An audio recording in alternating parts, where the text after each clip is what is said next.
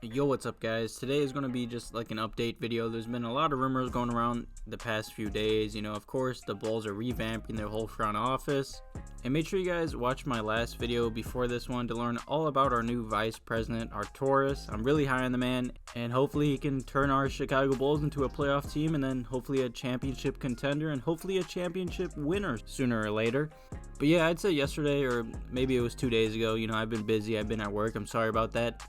The Bulls hired J.J. Polk away from the New Orleans Pelicans to serve as an assistant general manager. So of course, he's the assistant. The Bulls are still going to find their number one guy and a GM. And J.J. has spent the last 10 seasons working with the Pelicans, including the last 7 as the executive director of basketball administration. He was pretty much just the New Orleans salary cap specialist. And New Orleans has been the only home for him in his whole career.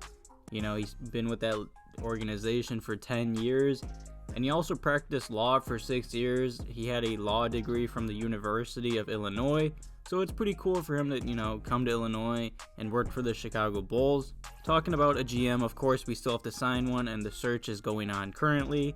I heard that we're going to sign a good few assistant GMs.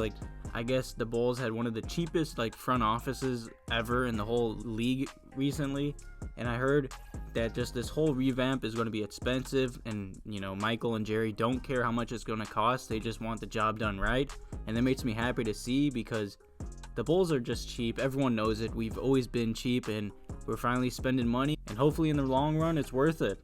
And like I was saying, the Bulls are still looking for a GM, and there's some rumors about who Arturas is going to interview and start discussing with.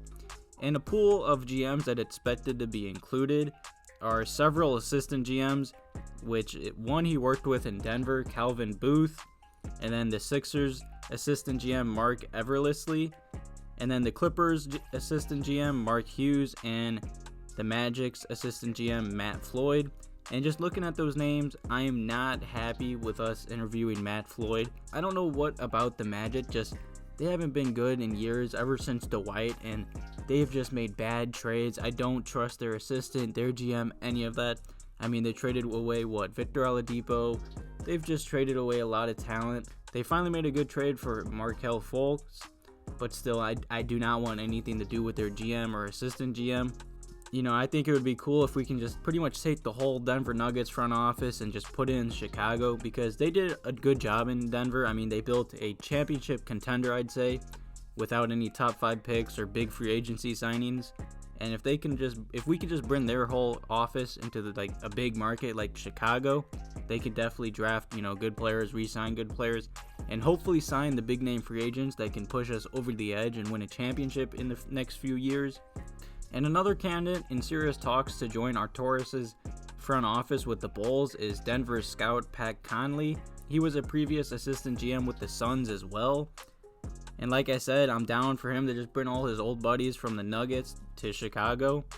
And while he was with the Suns, they drafted TJ Warren and Devin Booker. And I'd say, TJ Warren is a really good player for the Indiana Pacers right now. And Devin Booker's a star in this league. He just needs to get a better team or get traded, or he just needs some help on the Suns, and he'll finally get recognized just like Zach LaVine. They're both very talented players just on losing teams. He also worked for Washington for a while, and he was the director of player personnel in Washington when they got John Wall and Bradley Beal. So obviously this man has a good eye for talent and knows what to do. And former NBA player Caron Butler said that the hiring of Arturas is a great addition to the Chicago Bulls. Butler worked in the Nuggets front office and said that he understands the process of building throughout the draft and free agency. And that's good to hear that an old member of his staff is just, talking high on him. I've seen nothing but positivity going around about the league.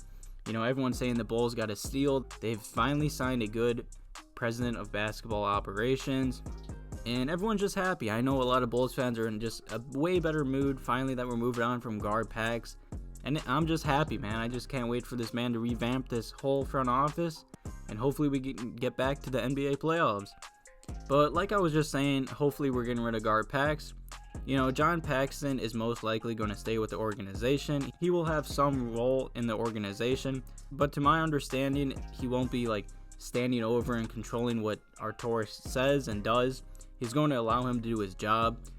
I've seen a lot of rumors about him just pretty much going to like an advisory role, pretty much just in the background like Doug Collins. You know, if he needs help, he'll go talk to him or anything.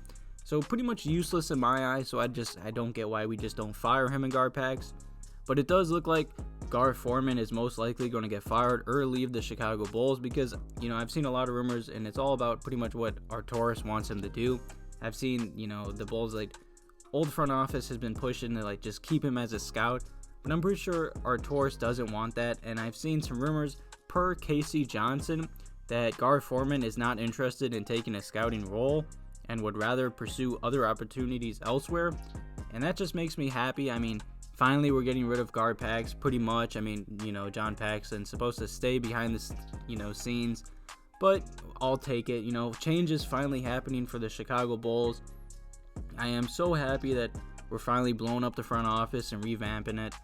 You know, the one thing I do have, like, that kind of worries me, I've seen some people say that, like, Arcidiacono doesn't really like ISO players. You know, he likes the players that fit his system, which I don't blame him. I don't blame him at all. But the first thing that comes to my head is Zach LaVine is a huge ISO player.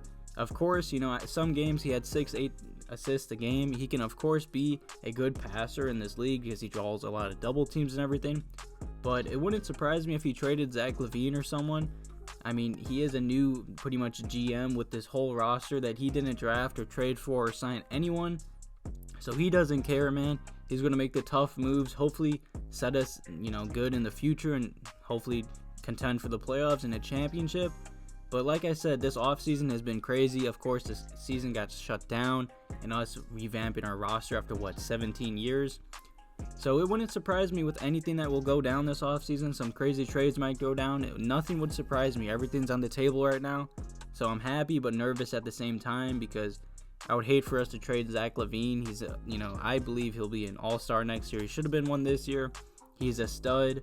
I just hope this man can put LaVine and Markkanen in the right positions and hopefully get the job done because I've been seeing Jim Boylen is most likely going to be fired as well. And you guys know how I feel about Jim Boylen. You know, of course, there's some good head coaching candidates out there. I'll probably make a video, but I'm just going to talk about Kenny Atkinson right now. Of course, you know, he is really good with, you know, developing players. Of course, you guys seen what he did in Brooklyn with a not so talented roster. I've also seen a lot of rumors about Adrian Griffin, and one executive told Joe Crowley that Griffin is so ready that he's overqualified for most coaching jobs. I know Mark Jackson's out there. I know there's a bunch of head coaches available. I'll definitely make a video on that soon. But yeah, thank you guys for watching this video today. Make sure you guys leave any comments or questions you got below. Thank you guys for always supporting me. Have a good one.